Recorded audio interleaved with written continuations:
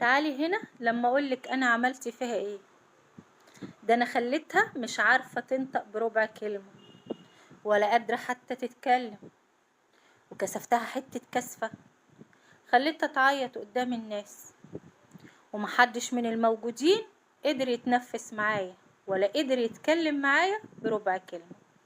اصلهم عارفين ان اللي بيتكلم معايا بديله على دماغه على طول. ما تفرحوش بقلة ذوقكم، ما تفرحوش بانعدام اخلاقكم، ما تفرحوش بقلة تربيتكم وبقلة اصلكم. خليكم قلوب طيبة تعرف تطبطب وتعرف تراضي وتعرف تسامح.